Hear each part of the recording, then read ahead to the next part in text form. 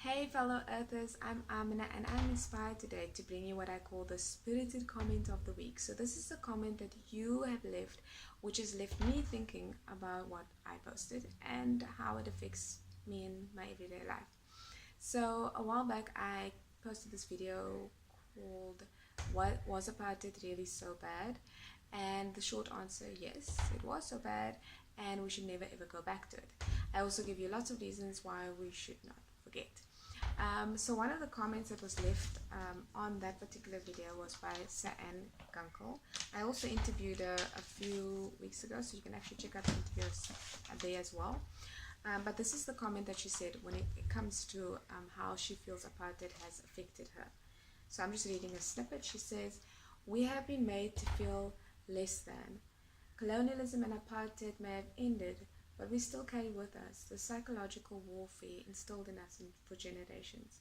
It's me wanting to relax or Brazilian my hair to look better.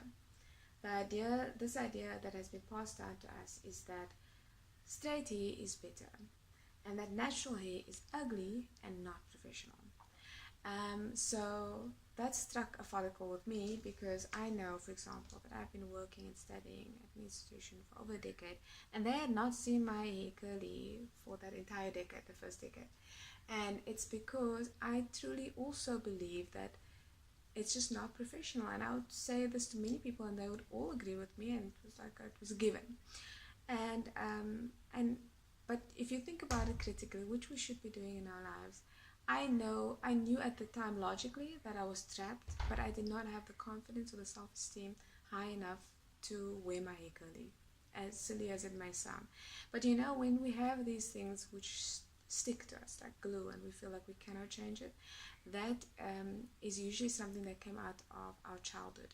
And this, I promise you, definitely came out of my childhood. So, for example, in South Africa and maybe in other places as well in the world, we had what they call the pencil test. So I've got a pen here, not quite a pencil, but a pen.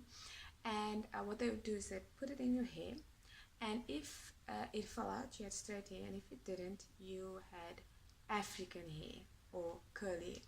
So the reason for the aversion to wanting to be classed as African or in any way seen as African was because, of course, of the racial hierarchy of apartheid. So even the labels that people use was very important. So, for example, you'd say now in this day and age, would say, "Oh, we're all African," but in fact, back then, to say that you were African was just to say that you were black. And so a lot of, especially colored people of color, but especially colored people, would have this idea that they want to have their hair straight so that they don't look African. And this is why I have such a hatred for the term colored. I know lots of people want to rally around the term and take pride in it, and if that's what you want to do, I can't stop you. But I can tell you from my perspective that it's much easier to find out who you really are when you don't use a label that was made for you during the years of apartheid, which doesn't tell you anything about where you came from and your history and your family, your lineage, nothing. It tells you nothing about who you are. So it doesn't work for me. But in any case, we can talk about this at another time. So I definitely, as I grew up, I felt that if you want to be pretty or beautiful, accepted, you have to have your hair curly. And if you see people with curly hair, they are not looking after themselves. So this made me think also now later on in life when I had my kids, the way other people reacted to them, if their complexion was a little bit lighter or a little bit darker, as in the case of my two kids, suddenly you will, and a lot of colored people I know will have this experience, or so-called colored people, where if you have a child that's fair, it's like you've done something amazing and people say, "Wow, well done." And if you have straight hair, a bob dye, then you're also like, "Oh my god, this child is beautiful." And then if you have a child that's slightly darker than you, then you know what they call the child? The chocolate. "Oh, you babe, this is the chocolate of the family." And then it gets a lot more descriptive. But the point of the matter is that we are still very, very sensitive when it comes to hair and color of our skin and accent. And I know that I hear this every time I say the word apartheid, which you can imagine I say apartheid a lot. Apartheid, apartheid, apartheid. And I can hear my accent every time I say it, and I think to myself, "Oh my gosh, there it is again. But I've learned to love it, and this is my point of posting this video. So Sian, I feel your pain. I think that, but you know what's more painful is having to iron your hair and blow dry it straight. I don't know about you guys, but it takes me about almost an hour to sit with my hair and make it look naturally straight. And I often make this joke with my students, especially in the first years, where I say, you know, the pencil test, if they had to do that in the 2019, for example, everyone would come out to straight hair because of the GHD or whatever, the hair irons, straight irons.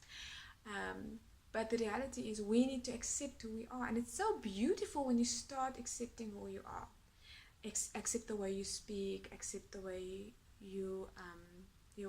the way you look. This all goes back to the building block of a successful life, and that is having high self-esteem. And the only person that can rectify this is you. So that's my 2 cents on this whole issue of hair. And don't go out, please, whatever you do, don't go out judging other people because they opt to wear their hair straight. You will still see me with straight hair. I just like having the option of having it straight or curly. So that's what I want to leave you with today. Self-acceptance, self-esteem.